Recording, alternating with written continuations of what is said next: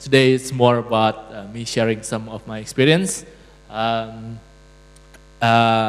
Before that, who is here from advertising course?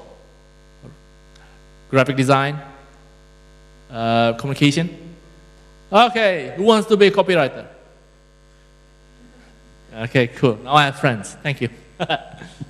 So, when I was sitting at your place, all I can think about or dream is to become an ad man, like Don Draper. The kind of advertising that, the level of advertising that I want to reach is the top 1% or top 5% that can really make an impact from the communication idea. Through my research, it is Thailand who often make the best advertisement. It is Thailand who have always been the first in the region, in Southeast Asia.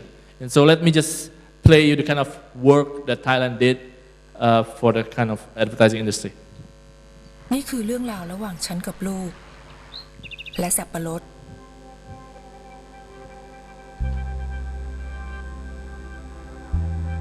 ฉันไม่ได้เรียนหนังสือไม่รู้ว่าต้องพูดต้องสอนแบบไหน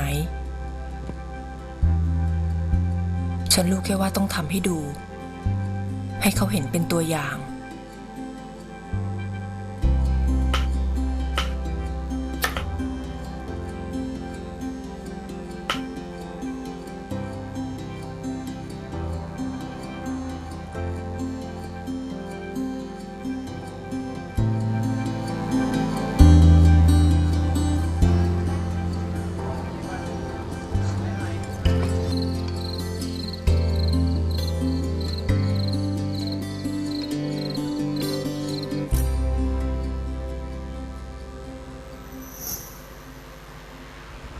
เป็นไงล่ะอร่อยกว่าไอติมอีกใช่ไหมจ้าแม่น่าทำขายนะแม่เนาะ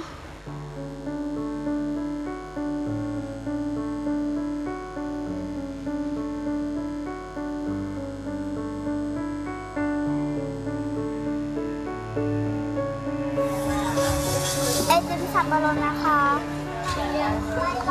ไอติมสับปะรดนะคะไอติมสับปะรดนะคะไอติมสับปะรดนะคะแม่ทำไมไม่มีใครซื้อเลยอ่ะงั้นลองไปดูที่ตลาดว่าเขาขายกันยังไง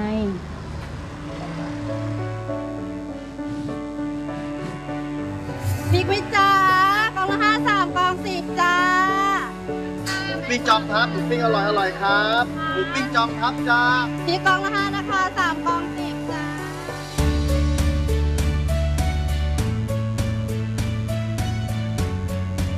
สับปะรดไหมคะสับปะรดทีละอะไรคะไม้ละ5 บาทค่ะ3 ไม้ 10 บาทนะคะสับปะรดไหมคะ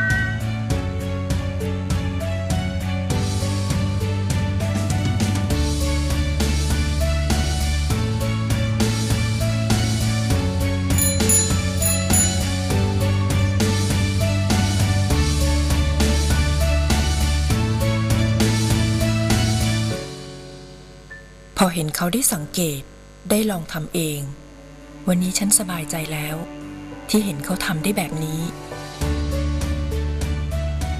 และมั่นใจว่าวันข้างหน้าถ้าไม่มีฉันเขาจะยืนได้ด้วยตัวเขาเองอัชราภูลสวัสดิ์ได้รับทุนจากโครงการสารรักจนจบปริญญาตรีปี 2556So the video is also going to summarize my whole experience in the past 8 years on how I approach my life, to be simple. Right? So I dream, I live and breathe advertising because I believe in the power of creativity. It is the only thing that allows me to be free with infinity to create an impactful change. Right? Kind of deep, but that's what I want to do. I want to have power. I want to have freedom in using my power. So to achieve that kind of level, I proactively went to this training center where it combines the advertising training and personal growth development. Because to find that one idea that really make an impact, we have to think like hundreds of times, maybe thousands of times, only to find that one idea. Are you familiar with Earth Hour? Yes? The idea came from Leo Burnett, ad agency from Australia, and actually it's just a statement to make a global movement that we should save electricity. And the idea came from advertising agency. Anybody knows about the tap water project? Yeah, the idea came from Droga 5, another ad agency. So that kind of impactful idea that I want to create. So after I graduated from that training center, I feel that I can take on the world. Very naive, but that's what I felt. So I was actively joining a competition, festival like this, Laurel Brainstorm. And then I did my internship in the #1 agency of the year, Young and Rubicam in KL. And then the next year, another ad agency of the year, BBDO, which is across the road. I was so hungry, so committed to achieve that kind of level of excellence that I will do anything, including like working for free, not getting paid a single cent. But then, when I finished all my internship, I got all my award-winning certificates, I graduated from my college, I found out that Malaysia government have a policy that they are not going to give any jobs to the foreigner at the entry level. So cut the story short, all my past work is not working. I cannot work in Malaysia. So I came down to Singapore, and also sad but true, it was during the economic downturn. So it's very hard to find a job. And I worked as an art director for a while, because my background is graphic design, right? 1 year, I was an art director for an interactive agency, and I really think, I believe that I didn't have any future if I keep going that road.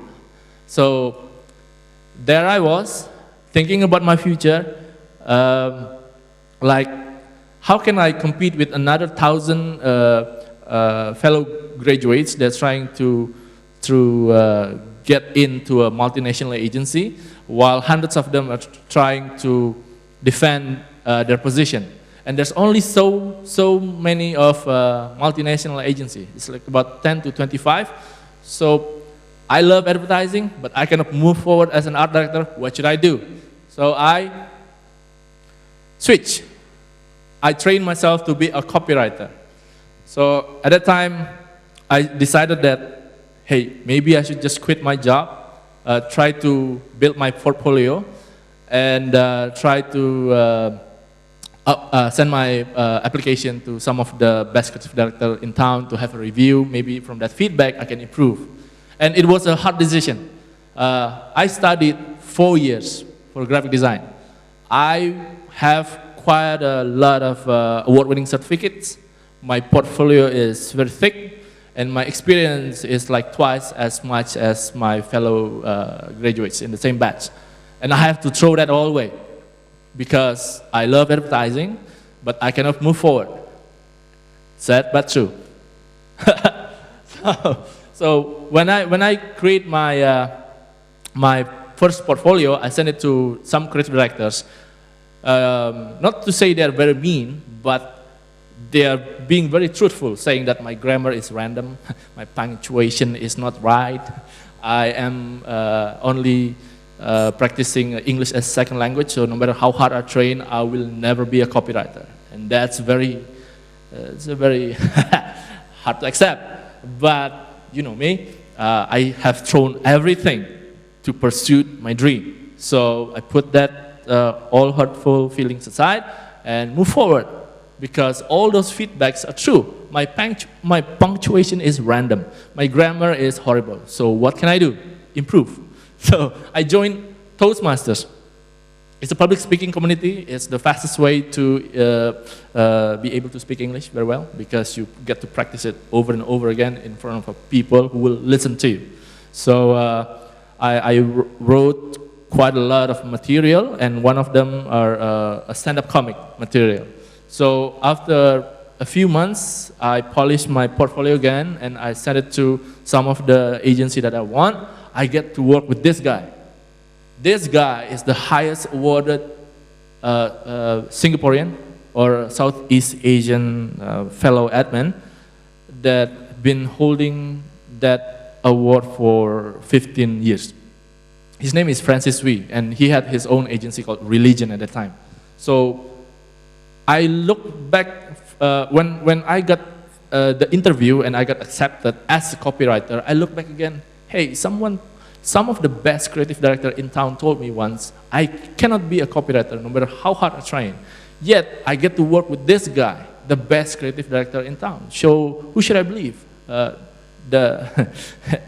Those feedback or the creative director that actually hired me? Working with him for 1 year, it's really like a stressful period. I don't sleep much. I miss my bed. I become like a zombie almost every day. So many sad stories. Like I've once eat my breakfast at 4 o'clock in the morning, thinking like, hey, I got a brief that I cannot crack, and my boss is waiting for the answer at 7 a.m. What should I do? Luckily, I've been to the training center last time, 95%, and then that's how I get to push myself. Because like what Rocky said, it's not how much you can hit, but how much you can get hit and keep moving forward. So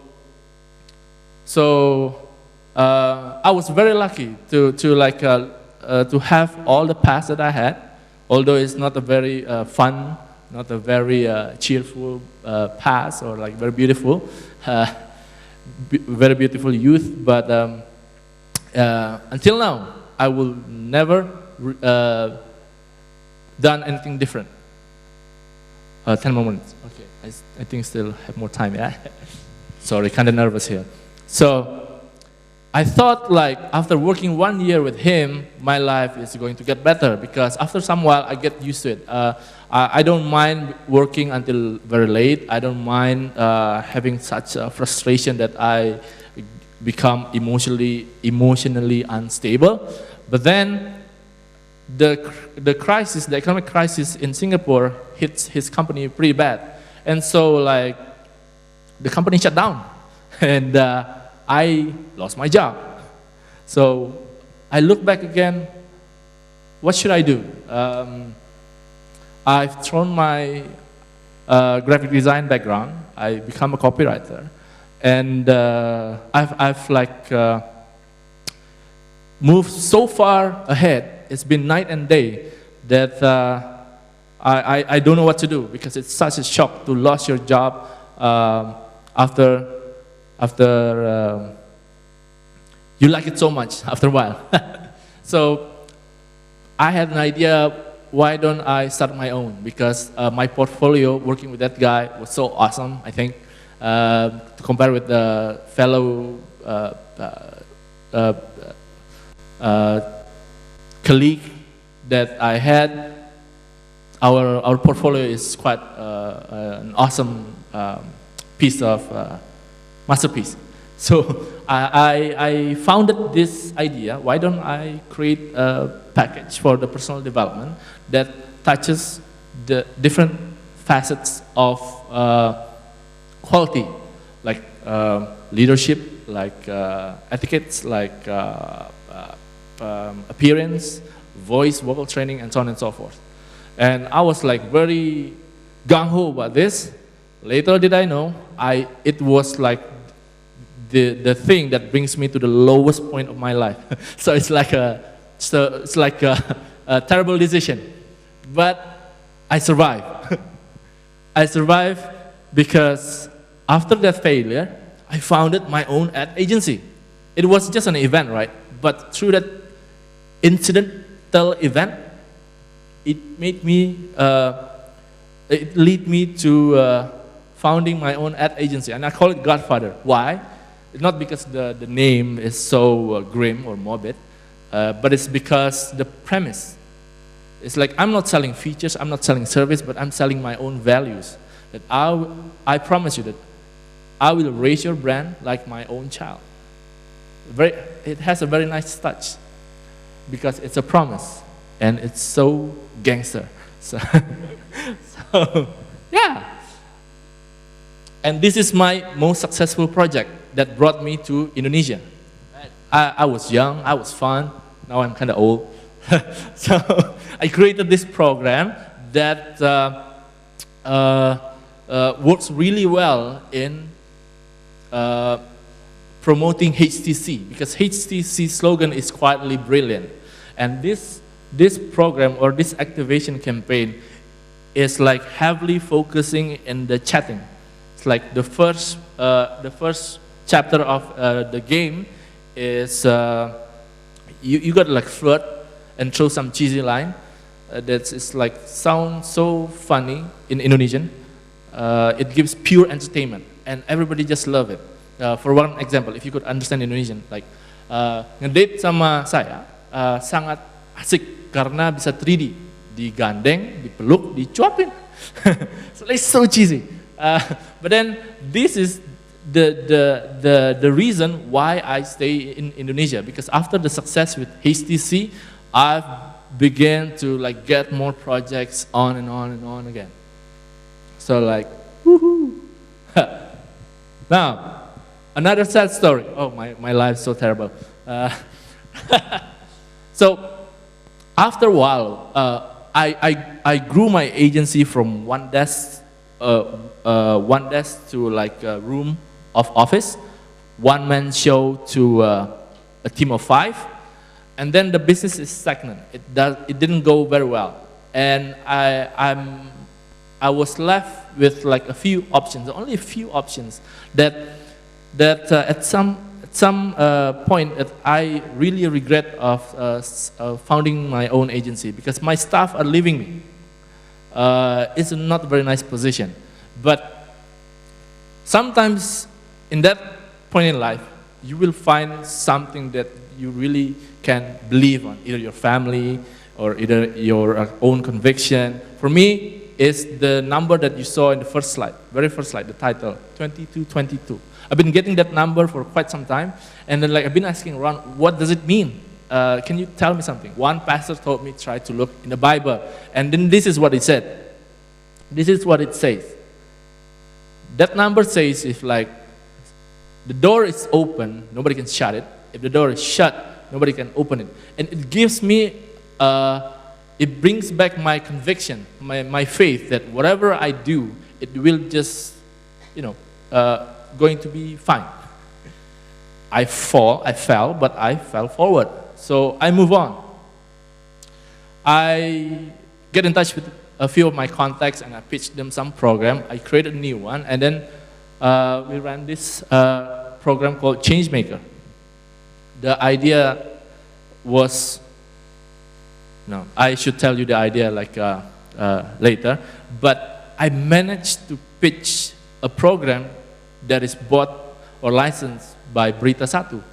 And that's quite an achievement after like, so much like sad stories. Like I'm starting all over again. And then I happened to meet this company, and I was trying to pitch my agency, actually trying to get them as my client. But in the end, they're the one who tried to recruit me. When I heard about Uber, it's something that like not so many people believe, but it's actually going to make a big change in the way we move, because like it will give the city more jobs, it will increase the income of drivers, it will lessen the pollution, it will lessen the traffic jam, and so on and so forth. And I couldn't believe why nobody want to work with Uber at that time, like 6 months ago, like 7 months ago. Is it because the media and so on and so forth? It's like, maybe it's the guidance from the above. Maybe it's true what they say, If he opens the door, nobody can shut it. If the doors is shut, nobody can open it. So that job is only available to me. And I got my second option, which is the change maker. So, yeah, I think I'm very lucky. Although my life is very terrible, but I'm very lucky. Don't you think so? Now, in summary, when I say like I will never repeat or I will never do things differently, although I have a terrible life, if you see the red line, that's my salary. It's like, woo, it. But if I wasn't here before, I will not get to be here, right? Because my portfolio is always like rising. I did so many projects. You've seen it all, right? My attitude in approaching those projects is like not so terrible. And my network has increased so much that I can get jobs easily. Like, I am jobless, please give me a job. I'm jobless, please give me a job. And everybody will like, oh, you poor you. Yeah. Okay, I let you be my assistant and so on and so forth. And then that's why now I'm like, I don't need to live on like a $10 per week. I don't need to live on 1 cup noodle a day. I don't need to eat the very same thing every day for like 30 days maybe. I don't remember. But it's so terrible that I try to forget everything. Yeah, so I guess if my life is all about progress from terrible into something not so terrible, the next time I want to make my life better, to put it simply, maybe I should up my standard. So with this salary, I can only get a horse as my transport. With that standard, maybe I can get Rolls Royce or something more expensive with a private driver. So, yeah. And the moral of the story is that nobody should decide your reality. Even if they say so, even if they are telling the truth, even if the world is against you or me, I will decide my own reality. And perhaps so should you. Don't you think so? Thank you very much.